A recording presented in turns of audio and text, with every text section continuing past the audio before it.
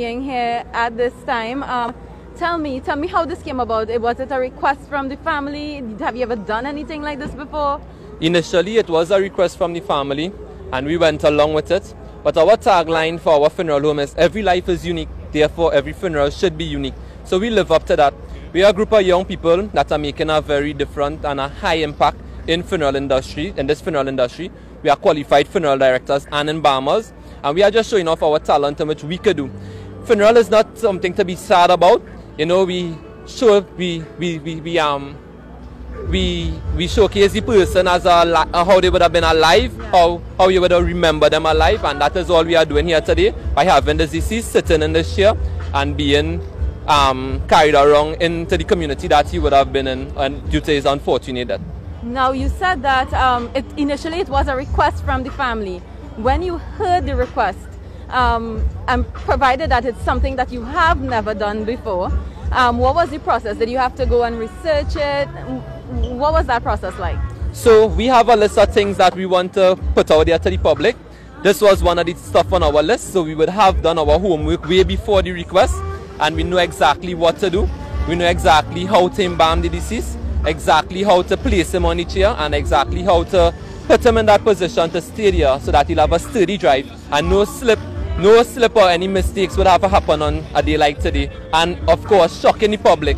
I know the public is very amazed at this, what we have done. Because right? I was going to ask you, what has the response been like from persons? I know you would have driven him through the streets before coming to the church. What has that response been like? The response has been very good because we have, because people haven't seen this before, they are very inclined to it. Some people even call the funeral home and ask that if when they die, if they could be placed standing rather than sitting. Some call and say that they ride motorcycles and they want to be placed on a motorcycle. So public has been responding to it in a positive way. But you've had one or two negative comments, right? What has that feedback been like? The feedback is that not everyone accepts change, right? But change is inevitable. As I told you, we are young people, so we can't just go with what our grandfathers and our forefathers would have done before. So hence we are changing things around, right? And we have plenty more things. Were people scared at all? People wasn't scared. I just think some people were just very surprised. They are very surprised of the manner in which it is done. I think people are more curious as to how he's staying there without moving. People are more curious to that rather than being scared of the deceased. A gentleman even came to the funeral today and was asking where the deceased is. When he saw the deceased, he was rather surprised. Who is the embalmer? Right, Nathaniel, Denny, and myself are the embalmers. Okay, Nathaniel, come. He don't know. Oh, you don't want to? All right. So can you then give me an idea of the embalming process? How does this differ from what you would normally do?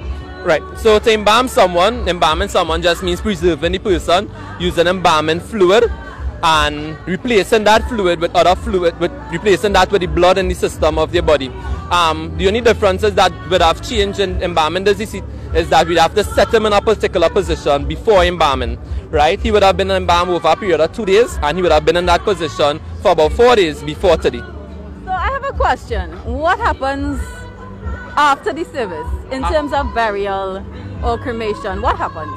So after the service, we are heading to the Diego Martin Public Cemetery for burial, and he'll be placed in his casket there. There will be no issues in placing him in his casket because he will lie flat because we embalm him in such a manner that his legs are free to movement. Okay. So that would also mean that his midsection has to be free to movement? No, just his knees. Okay. Yeah, his midsection is going to lie just like that. Right? One more new thing that we are going to come onto the market with, which I would share with the public, is something known as aquamation. So people should research it.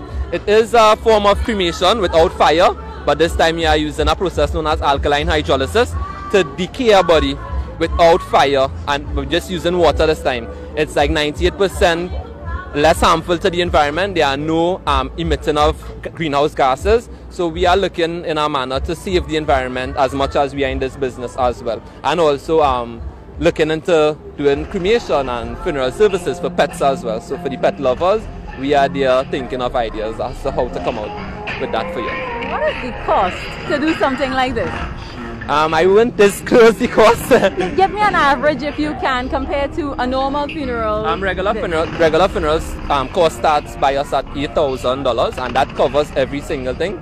A funeral such as this with the extravagance could range anywhere between $45,000 to $60,000.